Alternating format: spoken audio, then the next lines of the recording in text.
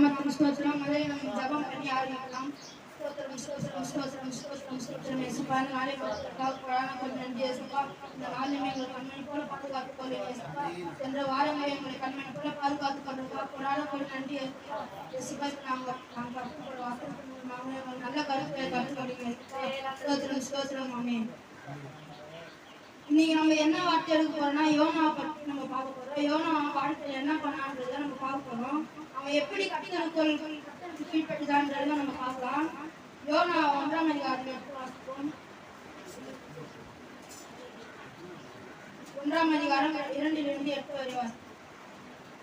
நீ எழுந்து மகா நகரமாகிய நினைவுக்கு போய் அதற்கு விரோதமாக பிரசங்கி, அவருடைய அக்கிரமம் என் சமூகத்தில் வந்து இருக்கிறது என்றார்.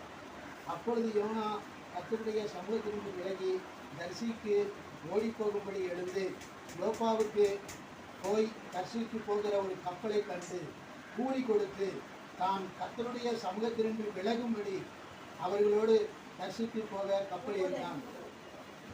யோனாவோட அப்பா பேரு அபிகாய் குமாரன் தான் யோனா. அவன் வந்து கர்த்தர் மேல வந்து ரொம்ப பிரியமா இருப்பானா. கர்த்தர் அவர் மேல பிரியமா இருப்பானா. ஒரு நாள் யோனா வந்து கர்த்தர் கூட பேசுறது ரொம்ப கர்த்தர் ஒரு வார்த்தை சொன்னாராம். உன்னோட தூரத்து தேசத்தில் இருக்கிற நினைவுக்கு போய் நீ அவங்களுக்கு எதிராக நீ பிரசங்கம் பண்ணு. அவங்க செய்யற பாவம் வந்து என்னுடைய சந்நிதி வரைக்கும் வந்துருக்குது. சந்நிதினா வந்து இயேசுவோட ஆலய வரைக்கும் வந்துருக்குது.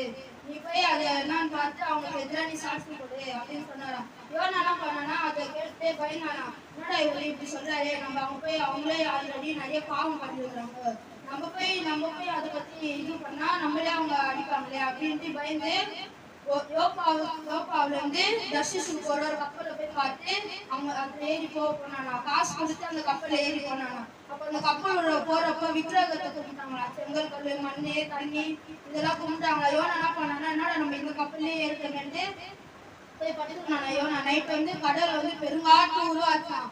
அப்போ வந்து யோனா வந்து தூங்கி நிற்கிறப்போ ஒரு கப்பல் வந்து எடுத்துனாரா. யோனா எழுந்திரியோனா, நம்ம கப்பல் வந்து பெருங்காற்றுல தவிச்சு இருக்கு, நீனா தூங்கி நிற்கிறேன்னு எடுத்துனாரா. அப்ப யோனா யோசிச்சானா, இது நம்ம கர்த்தருடைய வேலைதான், நம்ம கர்த்தருடைய சொல்லுல இருந்து தப்பிச்சு வச்சதுக்காக நம்மளுக்கு வந்து கர்த்தர் இப்படி பண்ணிருக்கிறாருன்னு பயந்து சொன்னானா.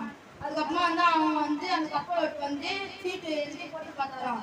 அப்ப வந்து யோனா வந்து கப்பலை தூக்கி போட சொல்லி சொன்னாங்களா. யோனா சொன்னானா, நீங்க என்ன கப்பல் வந்து தூக்கி தண்ணியில போட்டுருங்க, அப்பதான் உங்களுக்கு விடுதலை கிடைக்கும் அப்படின்னு சொன்னானா. அவங்க என்ன பண்ணாங்களா, இது கப்பல்ல இருக்கிற மூட்டையெல்லாம் தூக்கி வெளியே போட்டாங்களா. வெயிட்னால கூட நம்மளுக்கு யாவும் கப்பல்ல இருக்கிற மூட்டையெல்லாம் தூக்கி வெளியே போட்டாங்களா. அப்போ யோனா வந்து சொன்னானா, அதெல்லாம் பண்ணவங்களுக்கு எதுவும் ஆகாது, சமுத்திரத்துல தூக்கி போட்டுருங்கன்னு சொன்னானா. அவங்க என்ன பண்ணாங்களா, யோனா தூக்கி சமுத்திரத்துல தூக்கி போட்டுட்டு கப்பல் அதெல்லாம் நினைச்சுன்னா கப்பல் ஒழுங்கா இருக்கான். யோனா வந்து கடலுள்ள போறப்போ ஒரு பெரிய மீன் வந்து யோனா விழுங்கிட்டான். ஏசு பார்த்தா அந்த மீனுக்கு உத்தரவு விட்டாங்க, அவன் வந்து என் பேச்சு கேட்கல, நீ வந்து அவனை விழுங்கிட்டு அவனை எதுவும் பண்ணாத அப்படின்னு சொன்னாரு. மீன்கிட்ட யோனா வந்து மீன் வயிற்றுல போயிட்டானா. மீன் வயிற்றுல போனோடனே அவனால ஒண்ணும் முடியல. என்னடா அது, நம்ம கர்த்தருடைய வார்த்தை கேட்காம இப்படி வந்தோம், ஆனா கர்த்தர் நம்மளுக்கு ஒரு ஆபத்தை கொடுத்துறாரு அப்படின்னு நினைச்சு அவன் அவன் மீன் வயிற்றுலயே 3 நாள் இருந்தானா. அது 3 நாளுமே கர்த்தரை துதிச்சுட்டே தான் இருந்தானா.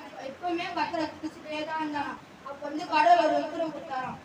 போதும், அவன் வந்து உன் வயிற்றுதான் என்னையதான் அவன் குடிச்சுட்டு இருந்தான், நீ வந்து அவனை வெளியே போட்டு அப்படின்னு சொன்னாரு. அதுக்கப்புறமா மீன் வந்து யோனாவை வெளியே கத்திச்சான். அப்போ வந்து யோனா சொன்னானா, கடவுளே நான் வார்த்தையை கேட்டு போறேன்பா, அவன் நினைவுபடுத்தி போய் அவங்களுக்கு எதிராக நான் சாட்சி சொல்றேன் அப்படின்னு போய் அந்த ஊருக்கு போய் அவங்களுக்கு வந்து சாட்சி சொன்னான். நீங்க வந்து கட்டளை கொடுத்தீங்க, நீங்க வந்து ரொம்ப பாவத்தை செஞ்சு நிற்கிறீங்க, இன்னும் 40 நாள்ல வந்து உங்க ஊர் அழிய போயிட்டு வந்து கட்டளை சொல்றாரு, நீங்க வந்து சரி பண்ணிக்குவாங்க அப்படின்னு சொல்லலாம். அந்த ஊர் மக்கள்லாம் சரி அப்படின்ட்டு யோனா பேச்சு கேட்டு கர்த்தரையே துதிக்கிறாங்க, கர்த்தரையே போடுவாங்களா. சின்ன பிள்ளைங்க கூட கர்த்தரை பத்தி தெரிஞ்சுக்க ரொம்ப ஆவலா இருக்காங்க. அப்ப வந்து யோனா வந்து ஒரு மரத்தடியில உட்காந்து ஏசப்பா கிட்ட பேசுறாங்க. ஏசப்பா, நீங்க சொன்ன மாதிரி நான் இந்த நினைவு பண்ணது வந்து உங்களை பத்தி போற்றி பாருங்க, உங்களை பத்தி போற்றி சொன்னேன், நீங்க நல்லவர் அப்படின்னு சொன்னேன் ஏசப்பா அப்படின்னாரு.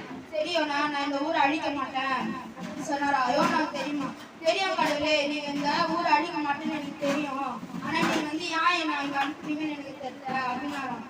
இதுல இருந்து நம்ம என்ன தெரிஞ்சுக்கணும்னா, நம்மளுக்கு எந்த பயம் எந்த கஷ்டம் வந்தாலும் நம்ம பயப்படக்கூடாது. அதை பார்த்து ஏசப்பா கிட்ட பேசணும்.